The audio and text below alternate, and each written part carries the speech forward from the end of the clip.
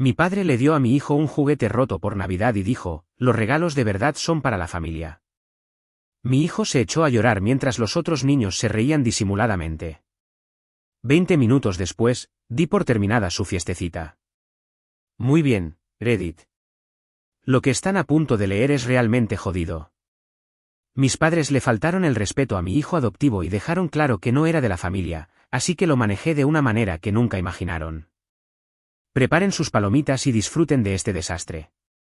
Soy Sofía, 36 años, mujer, dirijo una empresa de logística ahora, y tengo un hijo llamado Mateo, que es básicamente lo único bueno que he hecho en mi vida. Pero déjenme retroceder porque la historia no empieza ahí. Hace 3 años, me mataba trabajando semanas de 80 horas en la empresa de distribución de mis padres en Monterrey. Digo la empresa de mis padres, pero en realidad, era yo quien la dirigía mientras mi padre jugaba al golf y mi hermana mayor, Valeria, se llevaba el mérito de todo. La clásica porquería de los negocios familiares, donde la persona que hace el trabajo real recibe un salario y las personas cuyos nombres están en el edificio se quedan con la participación. Total, que estoy en un evento de networking, una de esas situaciones forzadas de reuniones corporativas con bebidas malas y gente fingiendo que sus tarjetas de visita importan. Estoy hablando con una mujer, Ángela, que dirige una organización sin ánimo de lucro de acogida, solo por conversar, y menciona a un niño, de 8 años, que ha estado en 4 hogares en 3 años, y nadie lo quiere porque tiene problemas de comportamiento. Yo pregunto, ¿qué tipo de problemas? Y ella dice, contesta y no sonríe lo suficiente. Y los padres de acogida quieren un niño que esté agradecido 24 horas al día, 7 días a la semana, no un niño humano real con sentimientos. Básicamente, el niño era listo, estaba enfadado y era de piel morena, y las familias de acogida de Monterrey seguían devolviéndolo porque no interpretaba el papel que querían. No sé por qué lo dije. Quizás había bebido demasiado de la bebida mala, pero me oí a mí misma decir, ¿y si lo acojo yo? Ángela me miró como si acabara de ofrecerme a hacer malabares con motosierras, empezó a preguntar si iba en serio, si entendía en lo que me estaba metiendo, todo eso. Yo era soltera. Trabajaba constantemente, vivía en una casa que era básicamente un lugar donde dormía entre turnos. No tenía ningún sentido. Pero déjenme decirles lo único que sí lo tenía. No puedo tener hijos. No hace falta entrar en detalles, pero sí, una parte de mí deseaba tanto tener un hijo. Y algo en esto me pareció correcto. Así que sí, dije que iba en serio. 3 meses de papeleo, comprobaciones de antecedentes, visitas domiciliarias y clases sobre crianza informada en trauma. Después, Mateo se mudó. El niño apareció con una bolsa de basura de ropa y una mirada en su cara como si ya estuviera planeando su ruta de escape. La primera noche, se sentó en la mesa de mi cocina con los brazos cruzados, esperando que le pusiera todas las reglas. Le dije que solo había una regla, no me mientas, y yo no te mentiré a ti. Todo lo demás lo resolveríamos sobre la marcha. Puso a prueba esa regla aproximadamente 1000 veces en el primer mes. Rompió una lámpara y lo admitió. Suspendió un examen de matemáticas y me enseñó la nota en lugar de esconderla. Cada vez mantuve mi palabra, no le grité, no lo castigué por ser sincero, simplemente me ocupé del problema real. Poco a poco, el niño empezó a creerme, a relajarse. Tardó aproximadamente 1 año en dejar de encogerse cuando entraba en una habitación demasiado rápido. Tardó 2 años en empezar a llamarme mamá en lugar de por mi nombre. Y sinceramente, empecé a querer al pequeño. Para entonces, sabía que me lo quedaba. No en acogida, me lo quedaba. Así que inicié el proceso de adopción. Más papeleo, más visitas domiciliarias, más gente haciéndome preguntas indiscretas sobre mi vida. Pero en marzo del año pasado, fue oficial. Mateo Garza, mi hijo, legalmente, permanentemente. Ahora, aquí es donde se complica la cosa. Verán, mis padres, Ricardo y Patricia Garza, construyeron su negocio de distribución en los años 90. Dinero hecho a sí mismos, socios de club de campo, todo el lote. Son el tipo de personas que hablan de valores familiares mientras tratan a sus empleados como basura y recortan por donde pueden. Cuando les dije que iba a acoger a Mateo, mi madre hizo eso de forzar una sonrisa y luego preguntó si realmente lo había pensado bien, si entendía los desafíos de criar a un niño de ese tipo de entorno. Mi padre me preguntó directamente si estaba intentando hacer alguna declaración política. Debería haberlo visto venir, pero seguí pensando que cambiarían de opinión una vez que lo conocieran. No lo hicieron. Mi hermana Valeria fue aún peor. Tiene 2 hijas gemelas, Camila e Isabella, de 11 años ahora, y las está criando para que sean exactamente como ella, lo cual es aterrador. La primera vez que conoció a Mateo, hizo eso que hace la gente de hablar más despacio y más alto, como si él tuviera problemas de audición. Mateo, que tenía 9 años y leía a nivel de 6º grado, me miró y dijo, ¿está bien? Deberíamos llamar a alguien. Casi me muero de la risa, pero el patrón estuvo claro desde el primer día. Mis padres asistieron a cada uno de los eventos de las hijas de Valeria. Recitales de danza, fiestas de cumpleaños, partidos de fútbol, lo que fuera. Lo publicaban en Facebook, enviaban mensajes de grupo sobre lo orgullosos que estaban. ¿Mateo? Se perdieron el día de su adopción. Dijeron que tenían un conflicto. Se perdieron su 9º cumpleaños porque estaban en una gala benéfica. Se perdieron su 10º cumpleaños porque ni siquiera recuerdo la excusa de esa vez. Se perdieron todos los partidos de béisbol, todos los eventos escolares, cada una de las cosas que le importaban durante casi 3 años. Y sí, sabía lo que era. No soy estúpida. Mis padres son racistas. No del tipo que grita insultos. Son demasiado respetables para eso. Del tipo educado, el tipo que nunca dice nada explícitamente incorrecto. Pero de alguna manera su nieto moreno siempre es invisible mientras sus nietas blancas reciben fideicomisos. Las hijas de Valeria recibían iPads nuevos, viajes de verano a Europa, tutores privados. Mateo era olvidado. Mientras tanto, yo seguía trabajando para mis padres, dirigiendo su empresa mientras ellos cobraban los cheques. Seguía pensando que si trabajaba más duro, si me demostraba más, finalmente lo tratarían como a un miembro de la familia.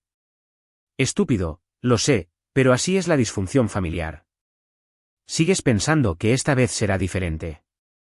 Luego, el diciembre pasado, Mateo preguntó si podíamos ir a casa de la abuela y el abuelo por Navidad. Les había hecho regalos en la clase de arte. Unos marcos de fotos pintados, pasó semanas en ellos, mostrándome su progreso. El niño estaba tan orgulloso de ellos. Debería haber dicho que no. Debería haberlo protegido de lo que sabía que vendría. Pero parecía tan esperanzado. Y supongo que todavía me aferraba a alguna fantasía en la que mis padres actuaban como seres humanos decentes. Así que dije que sí y fuimos. Y fue mucho peor de lo que podría haber imaginado. Aparecimos en la mañana de Navidad. La casa parecía sacada de un catálogo. Un árbol enorme, decoraciones por todas partes. Valeria grabándolo todo para Instagram. Camila e Isabella ya estaban abriendo una montaña de regalos. Nadie saludó a mi hijo. Mi hermano, Carlos, llegó tarde. Trabaja en su departamento de contabilidad, básicamente atrapado en el mismo infierno que yo. Me lanzó una mirada que decía, ¿de verdad pensabas que esto saldría bien? Luego llegó el momento de los regalos. Las gemelas recibieron iPads, ropa de diseño, joyas, bicicletas, montones de cosas caras. Mateo se sentó allí mirando, siendo paciente como siempre. Podía ver cómo intentaba averiguar qué regalo debajo del árbol podría ser suyo. Finalmente, mi madre metió la mano debajo del árbol y sacó un paquete arrugado, se lo entregó a Mateo sin siquiera mirarlo. Lo abrió con cuidado. Dentro había una figura de acción rota, un superhéroe de marca blanca con un brazo menos y garabatos de rotulador por todas partes. Claramente algo que una de las gemelas había roto y tirado. Mateo se quedó mirándolo. Y mi padre, que ya había estado bebiendo antes del mediodía, se rió y dijo lo suficientemente alto para que todos lo oyeran, debería estar agradecido por cualquier cosa. Los regalos de verdad son para la familia de verdad. La habitación se quedó en silencio por un segundo. Luego, algunas personas se rieron nerviosamente. Incluso las hijas de Valeria sonreían con suficiencia. La cara de Mateo simplemente se descompuso. Intentó con todas sus fuerzas no llorar, pero pude ver cómo se le humedecían los ojos. Fue entonces cuando algo se rompió dentro de mí.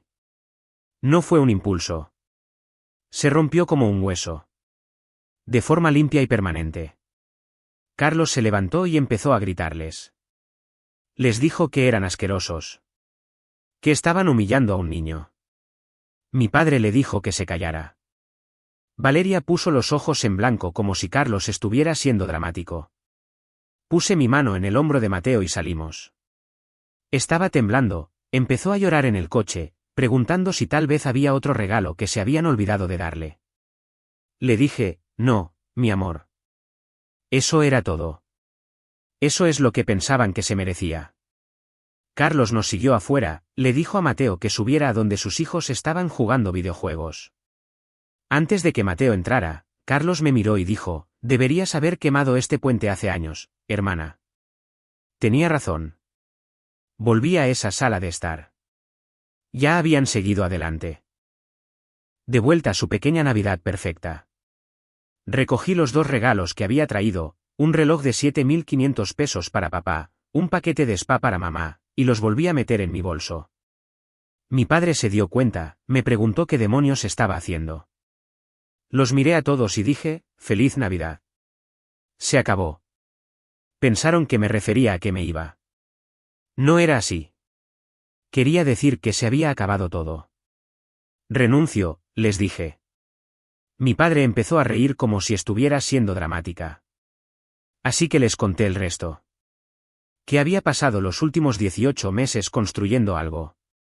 Que había conseguido una inversión de 22 millones de pesos, que había asegurado un espacio de oficina, reclutado a un equipo, que iba a lanzar mi propia empresa de distribución en competencia directa con ellos, que los iba a enterrar. Una vez que se dieron cuenta, la habitación se quedó en silencio absoluto. La cara de mi padre se puso morada. Mi madre parecía que iba a desmayarse. Valeria finalmente me miró como si fuera una amenaza real en lugar de su molesta hermana pequeña. Recogí a Mateo, abracé a Carlos, le di las gracias y me fui. Mateo se durmió en el coche. Lo llevé a la cama cuando llegamos a casa, me senté en el borde de su cama un rato, odiándome por haber pensado alguna vez que mis padres merecían otra oportunidad. Luego fui a mi oficina y escribí el correo electrónico de renuncia. Lo envié a las 3 de la mañana y no sentí nada más que alivio. Los primeros días después de Navidad fueron tranquilos. Demasiado tranquilos, sinceramente.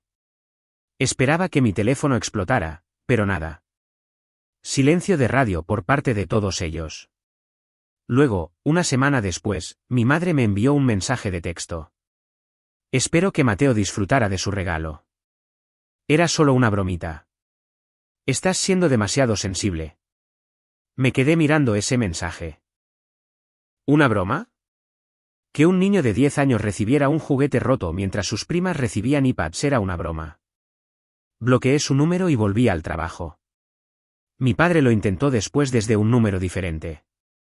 Estás cometiendo el mayor error de tu vida. Volverás arrastrándote. Se lo reenvié a mi abogado y seguí construyendo. Esta es la cuestión. No iba de farol con la empresa. Llevaba más de un año planeándolo, solo esperando el momento adecuado. Supongo que mi familia me entregó la motivación perfecta en bandeja de plata. Mi inversora era Elena Ochoa, una mujer de unos 50 años que ya había construido y vendido 2 empresas de logística. Ella no se andaba con rodeos. Cuando le propuse empezar algo desde cero, miró mis finanzas durante unos 10 minutos y dijo, me apunto.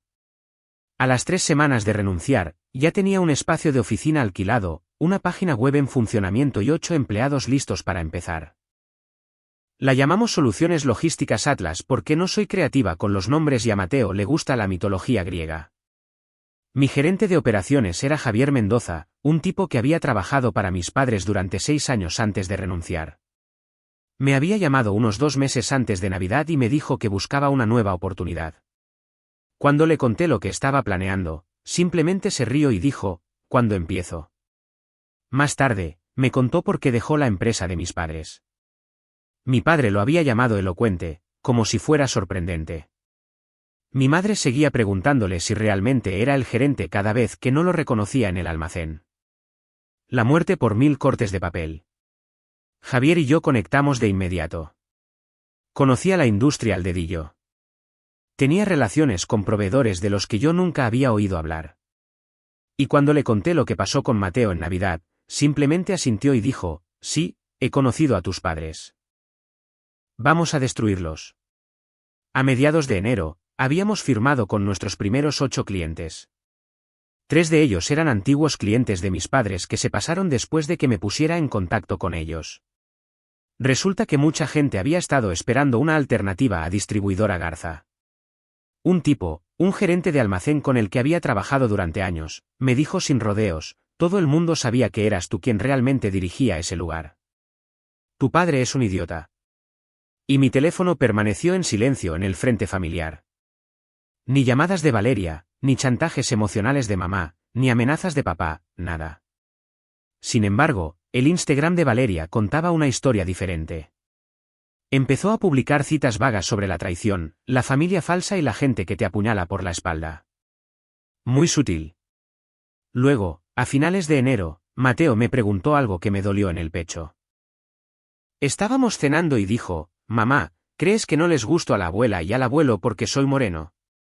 Dejé mi pizza, le pregunté por qué pensaba eso. Dijo, porque siempre son amables con Camila e Isabella, y se parecen a ellas, pero no son amables conmigo, y yo no me parezco a ellos. Así que pensé que quizás era por eso. 10 años, y ya había descubierto lo que yo había pasado casi 3 años fingiendo que no sucedía. No le mentí. Le dije, sí, probablemente sea parte de eso. Algunas personas tienen algo roto por dentro que las hace ser malas con la gente que no se parece a ellas. No es tu culpa, no es tu problema, y definitivamente no es tu trabajo arreglarlo. Asintió como si ya supiera la respuesta. Luego preguntó si estaba enfadada con ellos por eso. Le dije que estaba furiosa, que lo trataban como si no importara, y nada me enfadaba más que eso. Dijo, bien. Me alegro de que estés de mi lado. Esa noche, después de que se fuera a la cama, me senté en el porche trasero pensando en cómo había dejado que mis padres trataran a mi hijo como basura durante casi 3 años. Cómo había puesto excusas, esperando que cambiaran, exponiendo a Mateo a personas que no merecían conocerlo. Fue entonces cuando decidí que haber terminado con ellos no era suficiente. Quería que lo sintieran. Todo. Llegó febrero y Atlas estaba prosperando. Duplicamos nuestra base de clientes. Javier dirigía las operaciones perfectamente. Nuestra página web recibía tráfico. Se corría la voz. Una nueva empresa en la ciudad, buena gente, que realmente se preocupaba por la calidad del servicio. Contraté a una directora de marketing llamada Denise Romero. Era increíblemente inteligente, había trabajado en marketing corporativo durante años y quería algo con más autonomía. Cuando le conté la historia de fondo, que estaba compitiendo directamente contra la empresa de mi familia, sonrió y dijo, oh, nos vamos a divertir con esto. Comenzó una campaña sutil posicionando a Atlas como la alternativa ética.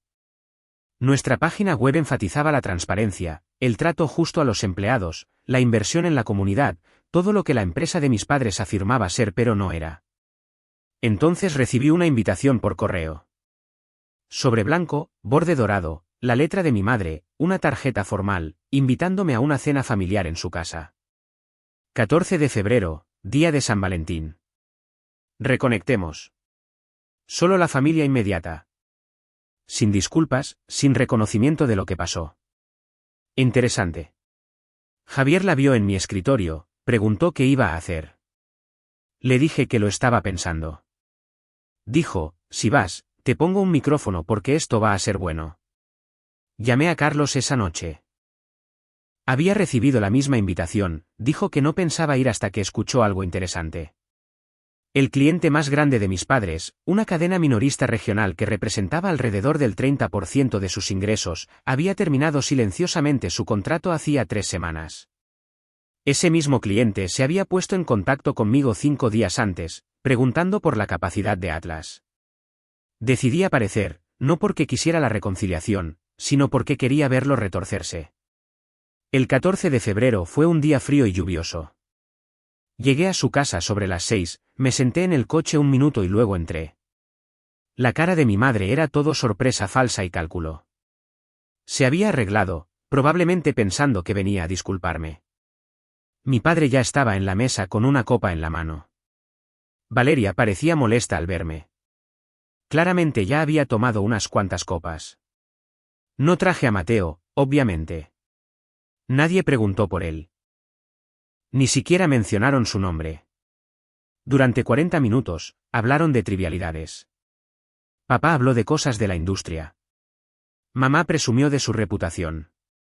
Valeria mostró fotos de sus hijas. Y pude notar que su matrimonio se estaba desmoronando. Demasiadas sonrisas forzadas, esa energía desesperada. Luego el tono cambió. Mi padre se aclaró la garganta e hizo todo un discurso sobre cómo habían estado reflexionando, cómo reconocían mis contribuciones y cómo querían hacer las paces. Me ofreció una sociedad, 30% de participación, título de vicepresidenta, participación en los beneficios. Todo lo que tenía que hacer era volver y dejar atrás este desagradable asunto. Mi madre intervino con la manipulación. Dijo que me echaban de menos, que echaban de menos a Mateo. La primera vez que decía su nombre en toda la noche, que las familias cometen errores pero crecen a partir de ellos. Dijo que Mateo también era parte de la familia, con un tono que me dio escalofríos. Me eché hacia atrás y pregunté por qué ahora. Después de casi 3 años tratando al niño como si fuera invisible, después de humillarlo en Navidad, ¿por qué el cambio repentino? Lo evitaron. Papá dijo algo sobre el momento oportuno. Mamá dijo algo sobre los lazos familiares. Así que les di la verdad. Están perdiendo clientes, dije. Su gerente de operaciones renunció para unirse a mí. Su reputación se está hundiendo y creen que soy su salvavidas. La cara de mi padre se puso roja. Empezó a decir algo, pero seguí. ¿Esa cadena minorista que acaba de dejarlos? Firman con Atlas la próxima semana. 3 de sus mejores empleados ya se han puesto en contacto para pedir trabajo. Se corre la voz de que Distribuidora Garza es un barco que se hunde y me necesitan para achicar agua. Valeria se burló. Estás delirando. Así que saqué un sobre de mi chaqueta y lo deslicé sobre la mesa. Mi padre lo abrió, pensando que era algún tipo de acuerdo. No lo era. Era una oferta de compra, no para que yo me uniera a ellos, sino para que me vendieran toda la empresa. 75 millones de pesos. Una salida limpia. Podrían jubilarse, salvar las apariencias, marcharse antes de que todo se derrumbara por completo. Ya respaldado por el grupo de inversión de Elena. Ya tenía compromisos de clientes. El silencio fue perfecto. Las manos de mi padre temblaban. Mi madre se puso pálida. Valeria volcó su copa de vino y ni siquiera se dio cuenta. Carlos entró desde la cocina. Había estado allí todo el tiempo escuchando. Se sentó frente a mí y dijo, es más que generoso considerando lo que valdrá en 6 meses si no lo aceptan. Mi padre explotó, empezó a gritar sobre la traición, sobre destruir lo que él construyó, sobre que yo era una desagradecida de mierda. Un colapso narcisista en toda regla. Me quedé sentada y dejé que terminara. Cuando acabó, dije, todo lo que construiste fue sobre mi espalda. Arreglé tus errores. Construí las relaciones. Hice que esta empresa fuera funcional mientras tú jugabas al golf. Y ni siquiera pudiste ser decente con mi hijo. Mi madre se echó a llorar. ¿Qué clase de hija destruye a sus padres? No estoy destruyendo nada, dije. Les ofrezco una salida antes de que se destruyan ustedes mismos. Valeria finalmente encontró su voz. Eres vengativa, celosa. No podías soportar que mis hijas tuvieran más éxito que Mateo. Me reí. De verdad, me reí.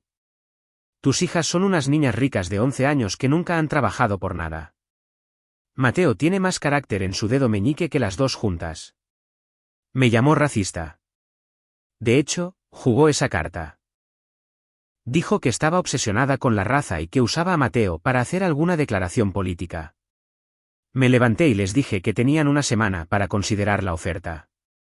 Después de eso, el precio bajaría 9 millones de pesos y seguiría bajando cada semana. Carlos me siguió afuera. Junto a mi coche, dijo, mañana presento mi renuncia. ¿Tienes sitio para un director financiero? Le dije que enviara su currículum. Él dijo, te lo pondré mejor. Tengo copias de sus finanzas de los últimos 5 años. Pensé que querrías ver lo que estás comprando. Fue entonces cuando me di cuenta de que Carlos había estado planeando esto más tiempo que yo. Lunes por la mañana, el silencio se rompió. Mi padre llamó a las 7:40 de la mañana. No contesté. Hacia el mediodía, mi madre envió un mensaje: ¿podemos hablar? Solo tú y yo. ¿Sin negocios? La dejé en visto. Esa noche, Valeria publicó una historia en Instagram que era claramente sobre mí. Alguna cita sobre serpientes en la hierba. Su amiga comentó: mantente fuerte, amiga, con manos en oración. Hice una captura de pantalla y se la envié a mi abogado con una nota. Prueba A. El martes trajo la primera escalada real. Javier llamó sobre las 10 de la mañana sonando cabreado. Dijo que había recibido una llamada de alguien que afirmaba hacer una verificación de empleo. Habían hecho preguntas extrañas. ¿Me había visto alguna vez ser violenta?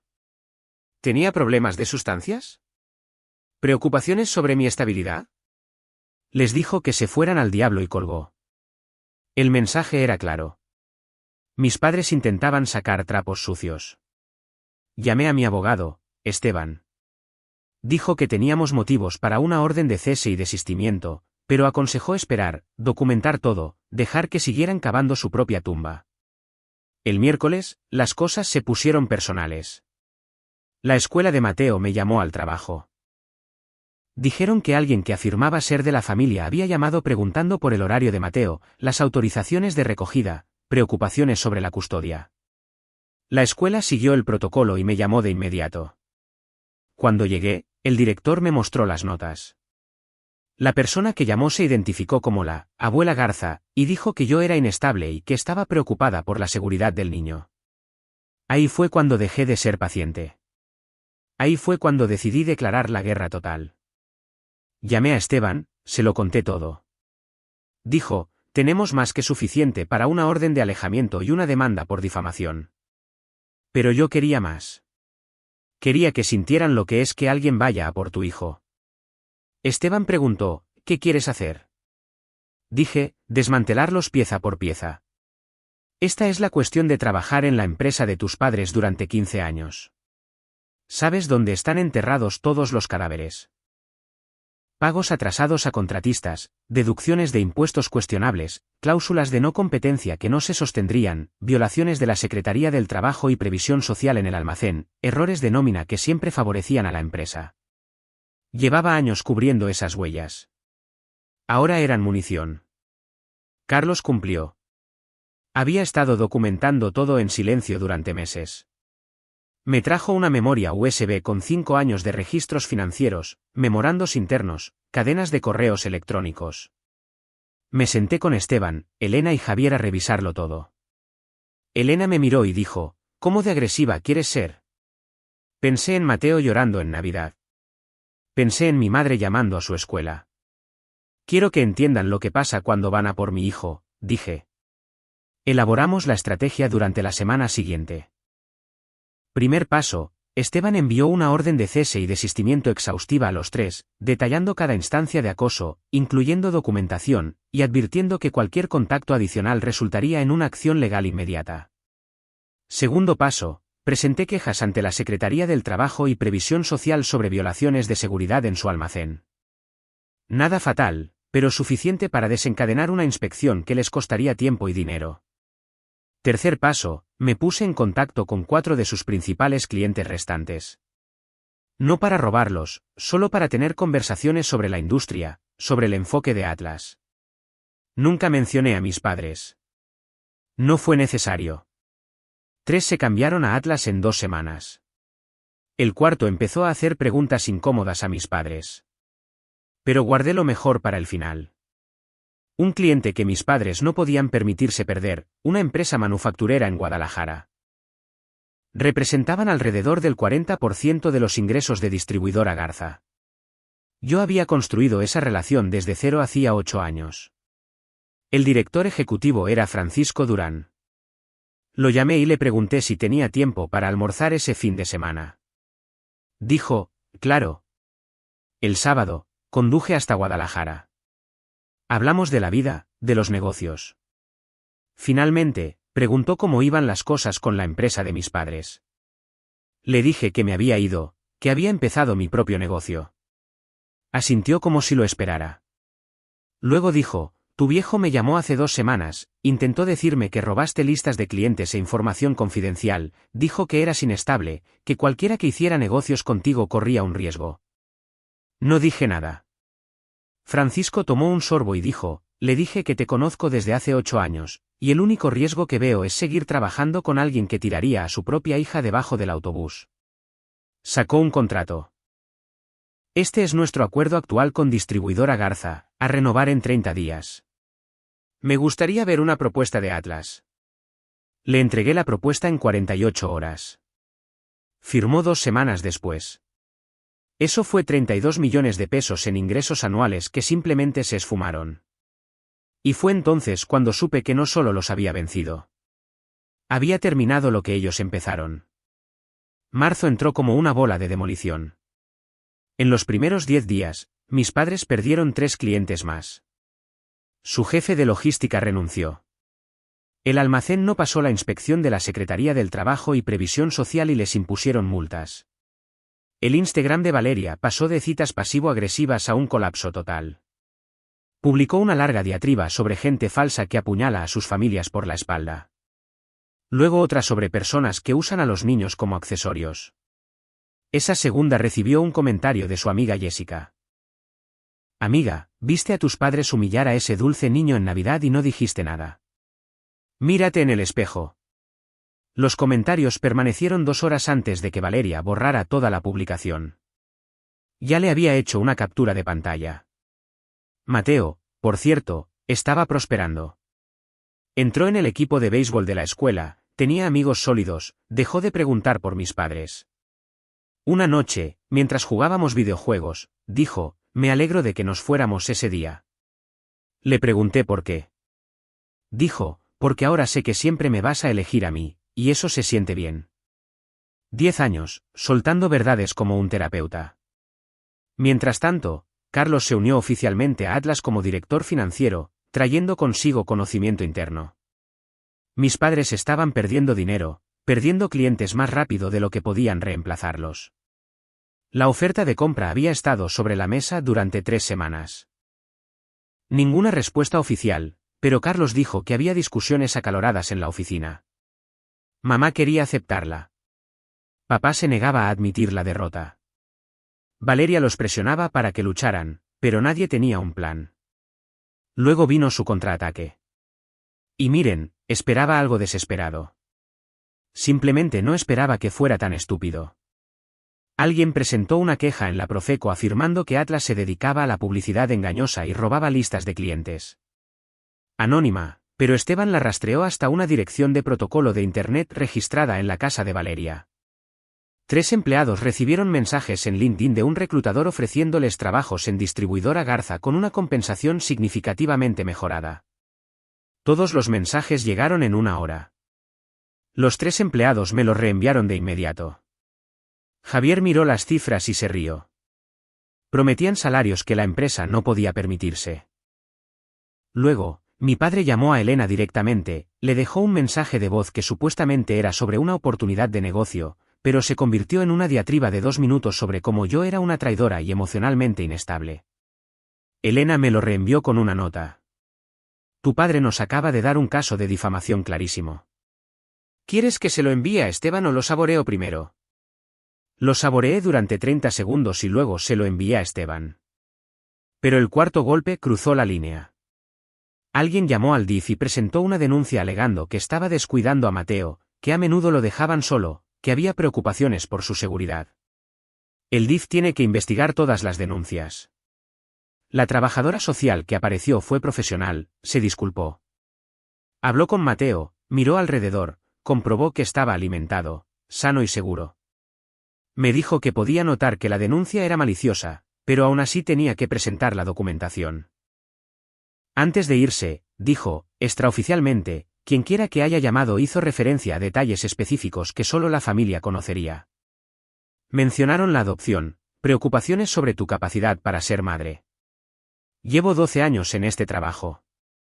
Esto tiene todas las características de una disputa familiar. Después de que se fuera, le expliqué a Mateo lo que había pasado. Me preguntó si tendría que irse.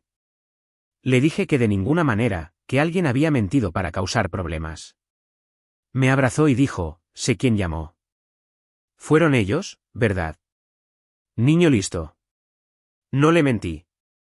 Dije, sí, probablemente. Él dijo, ¿vas a hacer que se arrepientan? Dije, extremadamente.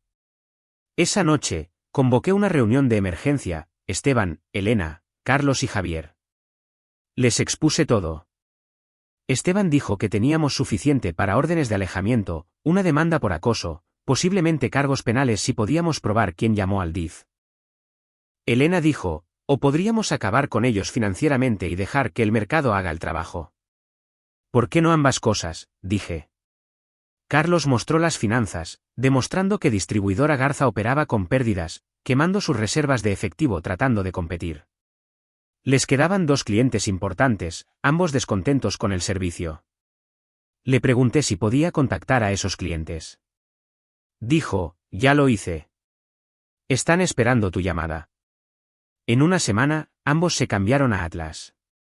Distribuidora Garza se quedó con pequeñas cuentas regionales que apenas cubrían los costos operativos. Mi padre hizo una última jugada desesperada. Llamó a Francisco Durán, ¿lo recuerdan? El director ejecutivo de Guadalajara, y se ofreció a gestionar personalmente su cuenta con un 30% de descuento. Francisco dijo que no. Cuando mi padre preguntó por qué, Francisco dijo, porque tu hija contesta el teléfono y tu empresa sigue arruinando mis envíos. El precio no es el problema. La competencia lo es. Francisco me llamó riéndose. Tu viejo está perdiendo la cabeza, dijo. Quizás quieras terminar esto antes de que haga algo realmente estúpido. Seguí su consejo. Abril trajo el final del juego. Esteban presentó una demanda formal por difamación contra mis padres y Valeria. Denuncia falsa al DIF. Interferencia en mi negocio. El mensaje de voz a Elena. No pedíamos una fortuna, solo lo suficiente para hacer daño y crear un registro público. La comunidad empresarial local se dio cuenta. Algunas de sus conexiones comenzaron a distanciarse. Las redes sociales de Valeria se apagaron. Mi madre empezó a ver a un terapeuta, según Carlos. Bien. A estas alturas, todos lo necesitaban. Pero el verdadero golpe vino de Ángela, la trabajadora social que me habló por primera vez de Mateo. Se movía en algunos de los mismos círculos de organizaciones sin ánimo de lucro que mi madre. Después del incidente con el DIF, Ángela hizo algunas llamadas. Hizo saber que mi madre había presentado una denuncia falsa sobre un niño adoptado. En la comunidad de adopción y acogida, eso es lo más bajo que se puede caer. Mi madre fue discretamente eliminada de 2 juntas directivas y desinvitada de una importante recaudación de fondos. Las consecuencias sociales golpearon más fuerte que cualquier cosa que yo hubiera hecho profesionalmente. Ese era su mundo. Las galas benéficas, las páginas de sociedad, ser un pilar de la comunidad. Ver cómo eso se desmoronaba rompió algo en ella. A mediados de abril, recibí una llamada de un número desconocido. Era mi madre. Su voz sonaba pequeña, derrotada. Necesito hablar contigo en persona, por favor. Le dije que me reuniría con ella en un lugar público con mi abogado presente. Aceptó. Una cafetería en el centro. Miércoles por la tarde. Mi madre parecía haber envejecido 5 años en 4 meses. Esteban se sentó a mi lado grabando todo. Empezó con una disculpa. Dijo que había estado reflexionando. Dijo que se había equivocado. Dijo que dejó que su incomodidad con Mateo afectara su juicio. Luego vino lo que realmente quería decir. Tu padre quiere aceptar la oferta de compra, pero el precio ha bajado tanto que no podemos permitirnos jubilarnos con eso. Tendríamos que vender la casa. No dije nada. Ella dijo, te lo pido como tu madre, que consideres la oferta original, por los viejos tiempos. La miré y dije, llamaste al DIF por mi hijo porque estabas perdiendo una pelea de negocios. Intentaste que me lo quitaran y ahora quieres que te haga un favor por los viejos tiempos. Sus ojos se llenaron de lágrimas. Dijo que ella no hizo esa llamada. Debió ser Valeria. Le dije que no me importaba cuál de las dos lo hizo. Ella lo había permitido. Esteban se inclinó hacia adelante. Señora Garza, la oferta actual de mi clienta es de 38 millones de pesos por el negocio y todos los activos, una rebaja desde los 75 millones debido a la pérdida de valor. Esa oferta expira en 72 horas. Después de eso, la señorita Garza puede dejar que el negocio colapse y comprar los activos en bancarrota por mucho menos. Mi madre me miró como si fuera una extraña. Esto nos destruirá, dijo. Ustedes se destruyeron a sí mismos, dije. Yo solo dejé de sostenerlos. Se fue sin decir una palabra más. 3 días después, Carlos llamó, dijo que mi padre había firmado el acuerdo de compra, aceptando 38 millones de pesos. Los abogados se encargarían de la transición. Le pregunté cómo parecía mi padre. Carlos dijo, destrozado. No paraba de decir que él construyó esa empresa. ¿Qué era su legado? Le dije, la construyó sobre tu espalda y ahora es tuya. Carlos se quedó en silencio al otro lado. Ninguno de los dos dijo una palabra durante un buen rato. Y por primera vez en mi vida, no me sentí mal por nada de ello. La transición duró 6 semanas. Traje un equipo de gestión para integrar distribuidora Garza en Atlas. Mantuve a algunos de los buenos empleados, despedí a los inútiles, renombré todo. Para junio, era como si distribuidora Garza nunca hubiera existido. Mis padres se mudaron a una casa más pequeña en un barrio más barato. Valeria dejó de publicar en línea por completo. Carlos escuchó que ella y su marido Rodrigo se habían separado. No me puse en contacto, no me regodeé, ni siquiera pensé mucho en ello. Simplemente seguí con mi vida como si nunca hubieran sido parte de ella. Una noche, Mateo preguntó, ¿crees que la abuela y el abuelo están tristes? Probablemente, dije. Pensó por un momento. Porque la gente que hace cosas malas acaba triste. Exacto, le dije. Y no es nuestra responsabilidad arreglarlo. Asintió. Bien. Me alegro de que ya no estén en nuestra vida. Yo también, pequeño, dije, yo también. Para agosto, Atlas había crecido más allá de lo que había imaginado. Se expandió a 2 nuevos estados, contrató a 40 empleados y estaba en camino de alcanzar los 145 millones de pesos en ingresos para fin de año. Elena ya hablaba de una segunda ronda de inversión. Javier dirigía las operaciones sin problemas. Carlos tenía las finanzas ajustadas y limpias. Y Mateo, empezando 5º grado, con una estantería llena de medallas de béisbol, un boletín de notas de sobresalientes, dijo que quería ser ingeniero de mayor. El niño leía libros de matemáticas de nivel universitario por diversión. Un sábado a finales de agosto, estábamos en el lago. Yo, Mateo, Carlos y sus hijos, Javier y su familia, Elena y su esposa. Un par de barcos, una nevera llena de comida y horas de risas. Mateo y el mayor de Carlos estaban pescando en el muelle cuando Mateo dijo, «Esto es mejor que la Navidad en casa de la abuela, ¿verdad?» Todos se quedaron en silencio por un segundo. Luego, el hijo de Carlos, que había estado allí esa Navidad, dijo, «Güey, literalmente cualquier cosa es mejor que esa Navidad». Todos nos echamos a reír a carcajadas. Javier miró a Mateo y dijo, «Tu madre ganó, pequeño». Ambos ganaron. Más tarde esa noche, después de que todos se hubieran ido y Mateo estuviera en la cama, me senté en el porche trasero con una copa de vino, mirando el lago mientras el sol se ponía. 9 meses. Eso es todo lo que había tardado. 9 meses para pasar de ser su peón a ser libre. De ser la hija que despreciaban a la mujer que poseía todo lo que habían construido. De ser la madre de un nieto, no real, a la madre de un niño que era amado, estaba seguro y prosperaba.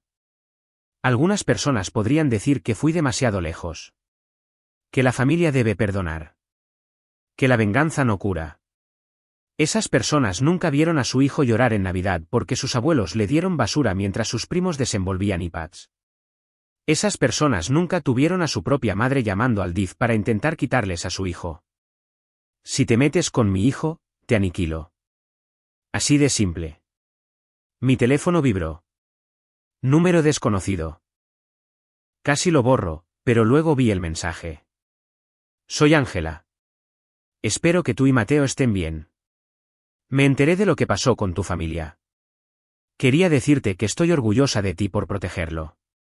No muchos padres lo hacen. Le respondí. Está genial. Ambos lo estamos. Ella respondió, bien. Eso es todo lo que necesitaba saber. Dejé el teléfono y sonreí. Mis padres me habían querido pequeña, agradecida, dependiente, callada. Habían querido a Mateo invisible. En cambio, construí algo más grande, algo mejor. Así que sí, arruiné su Navidad, su negocio y su jubilación. Y lo volvería a hacer sin dudarlo. Porque nadie se ríe de mi hijo. Nadie. Ha pasado más de un año desde que todo sucedió. La vida se ve completamente diferente. No perfecta, pero pacífica de una manera que nunca supe que existía. Atlas está prosperando. Acabamos de abrir un nuevo centro regional en Querétaro, y ascendí a Javier a director de operaciones. Carlos es ahora oficialmente el director financiero, y sus hijos pasan casi todos los fines de semana en mi casa.